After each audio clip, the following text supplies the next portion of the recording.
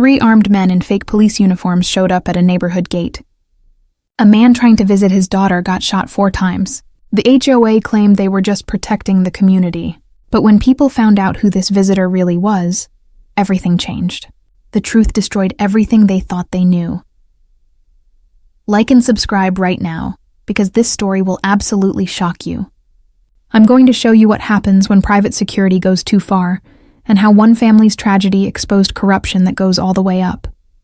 You won't believe who this visitor was or what the HOA tried to hide.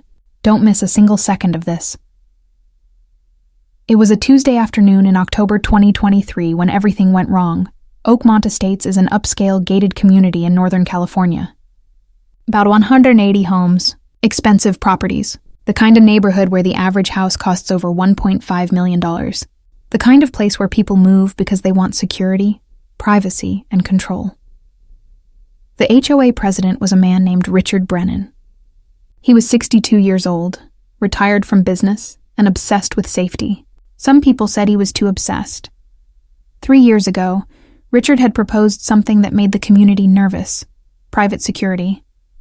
Not regular security guards, actual men who looked like police officers, armed security who would patrol the gates and stop anyone who didn't belong. Most homeowners thought it was overkill, but Richard convinced them it was necessary. "We need to protect our property values," he said. "We need to protect our families." The board voted. It was close. 52% in favor, 48% against. But it passed. Richard hired a company called Safeguard Security Solutions. The owner was a man named Marcus Cole, a former military contractor with connections to some questionable characters. The guards wore uniforms that looked almost identical to police uniforms. They drove vehicles that looked like police vehicles. They had badges that said Community Safety Officer. They weren't police. They had no police authority, but they looked like they did. And maybe that was the point. On that Tuesday afternoon, a man named Thomas Wagner pulled up to the gate of Oakmont Estates. He was 58 years old, successful business owner, clean driving record, no criminal history. He was simply trying to visit his daughter, who lived in the community. Thomas's daughter, Amanda, was expecting him. She had texted him the gate code. Everything should have been routine, but it wasn't. Thomas pulled up to the gate at 3:47 p.m. He entered the code, and the gate opened smoothly. He drove through and parked his car near the community clubhouse, where Amanda had said she would meet him. That's when 3 armed security officers surrounded him. They came out of nowhere. Moving fast, aggressive, 2 of them had hands on their weapons. "Exit the vehicle," one of them shouted. His name tag said Officer J. Martinez. Thomas was confused. He had done nothing wrong.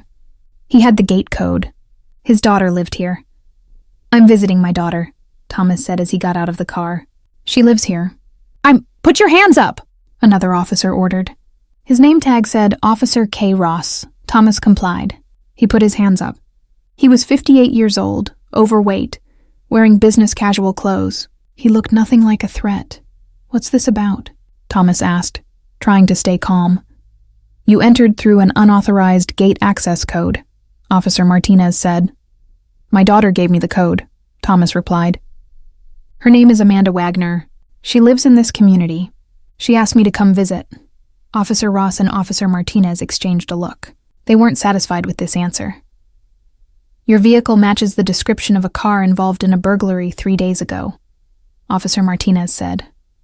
That was a lie. Thomas's car was a 2023 Lexus. The burglary vehicle was reported as a dark Honda Civic. They didn't match at all. And Thomas would later discover that there had been no reported burglary at all. They were making it up. "That's not right," Thomas said. "My daughter can confirm." "Shut your mouth and get on the ground," Officer Ross ordered. Thomas hesitated. This seemed wrong. These men didn't look right. Their uniforms seemed off. Their behavior was aggressive and unprofessional. "I want to call my daughter," Thomas said. "She can tell you all."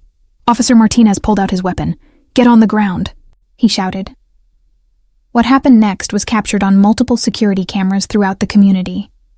Thomas, confused and frightened, took a step backward. He wasn't reaching for anything. He wasn't being aggressive. He was simply confused and scared. Officer Martinez fired 4 times.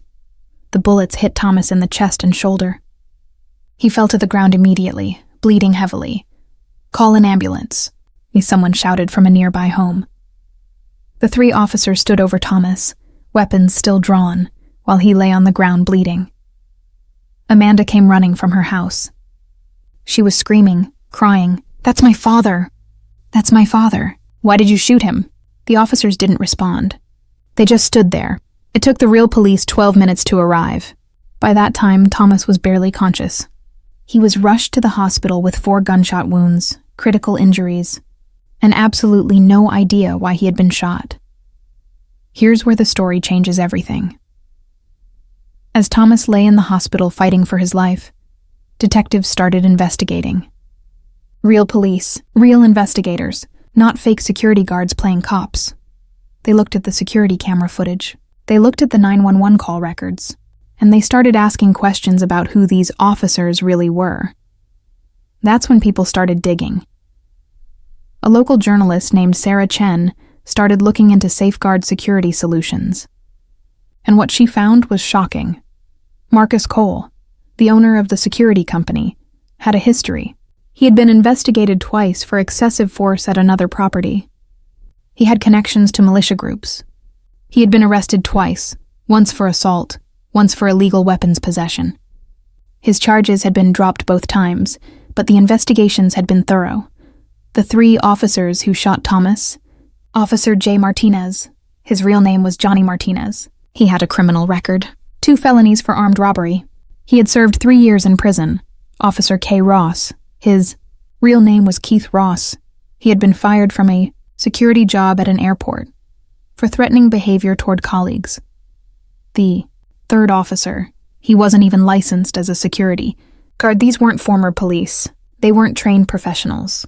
They were criminals that Marcus Cole had hired to play dress-up. But here's where it gets really interesting. Sarah Chen dug deeper. She looked at the community records. She looked at who voted for private security. And she found something incredible.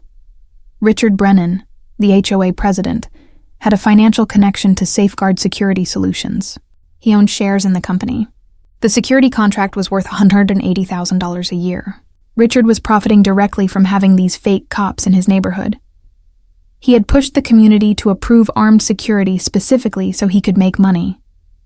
And he had hired the cheapest, most questionable security company available so his profits would be higher. The neighborhood board didn't know about Richard's financial stake. That's against the law. HOA presidents are supposed to disclose conflicts of interest. But there's more. Thomas Wagner wasn't just a random businessman. His company, Wagner Industries, was a major government contractor. He worked with the Department of Defense. He had top-secret clearance. He was influential in Silicon Valley and in Washington, D.C. The moment federal law enforcement found out that Thomas had been shot by fake cops working for a shady private security company, they got involved. FBI agents showed up in Oakmont Estates. They seized all of Safeguard's records. They seized all of Richard Brennan's financial documents. They interviewed every homeowner. They reviewed every moment of security footage. What they discovered was a systematic fraud. For 3 years, Safeguard Security had been billing the HOA $180,000 annually. But they weren't providing real security. They were providing armed thugs with fake credentials. They had shot Thomas not because he was a threat, but because they wanted to create an incident that would justify their presence and increase their contract value. In fact, investigators found that Safeguard had encouraged officers to be aggressive. They had been told to find problems to justify their existence. They had actually been trained to escalate situations rather than de-escalate them. Richard Brennan had known about this. He had approved it. Because every escalation meant more security was needed, which meant higher contract values, which meant more money in his pocket. The 3 officers were arrested and charged with attempted murder. Marcus Cole was charged with fraud and operating an unlicensed security company.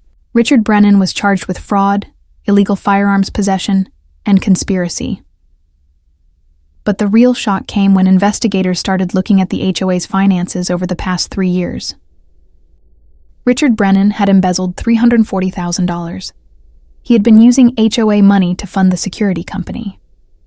He had been paying himself consulting fees for managing the security contract. He had been living a luxurious lifestyle completely funded by his neighbor's HOA payments. When homeowners found out what had happened, they were furious. They had trusted Richard. They had believed him when he said they needed private security for their safety. They had voted based on his recommendations, and he had used their trust to steal from them and put them in danger. The federal investigation took 8 months. By the end, the evidence was overwhelming. In June 2024, all the conspirators pleaded guilty or were found guilty at trial. Richard Brennan got 7 years in federal prison. Marcus Cole got 5 years. Officers Martinez and Ross each got 8 years. But here's what most people don't understand. About this story, Thomas Wagner survived. He required surgery. He spent 3 weeks in the hospital. He has permanent scars and some nerve damage, but he survived. If he had been an ordinary person with no federal connections, the story might have ended very differently.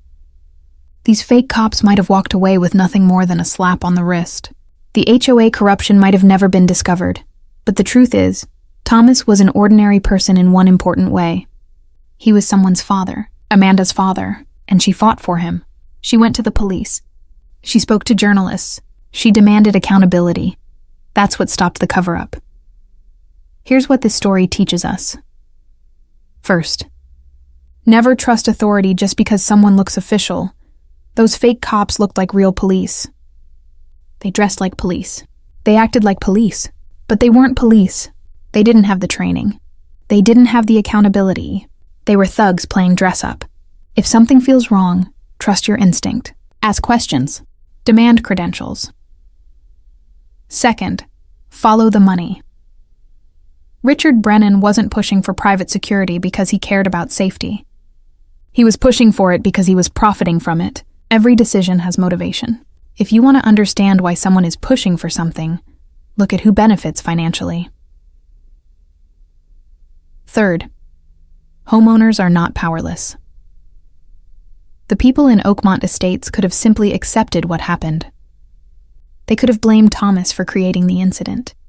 They could have accepted the official story, but instead they demanded answers. They asked questions. They supported the investigation. And they held their leaders accountable. Fourth, transparency is essential. If Richard Brennan had disclosed his financial interest in Safeguard security from the beginning, maybe this wouldn't have happened. But he hid it, and that hiding is what created the opportunity for fraud and violence. Fifth, consequences matter. Richard Brennan, Marcus Cole, and the fake cops all went to prison. They're facing real consequences for their crimes. That matters. It sends a message. It says that you can't use power to hurt people. You can't lie to your community. You can't profit from deception. To Richard Brennan and Marcus Cole, I hope you learned something in prison. I hope you learned that communities are not just sources of money to exploit. I hope you learned that the people you hurt don't just disappear. They fight back. To the residents of Oakmont Estates, thank you for asking questions. Thank you for demanding accountability. Thank you for not accepting the official story and discovering the truth. To Thomas Wagner, I'm glad you survived. I'm glad your daughter was there for you. And I'm glad your story exposed a system that was broken. This is why we have to stay vigilant. This is why we have to question authority. This is why we have to demand transparency. Because when we don't, people like Richard Brennan and Marcus Cole take advantage. They profit. They hurt innocent people. But when we do question authority, when we demand answers, when we support each other, that's when justice wins. If you found this story shocking, if you're angry about what happened, like this video right now. Subscribe to the channel so you never miss a story about people who stood up to corruption and won. And share this video with someone you trust. Because these stories need to be heard. Because communities need to know that they have power. Hit subscribe right now, and I'll see you in the next video. The end.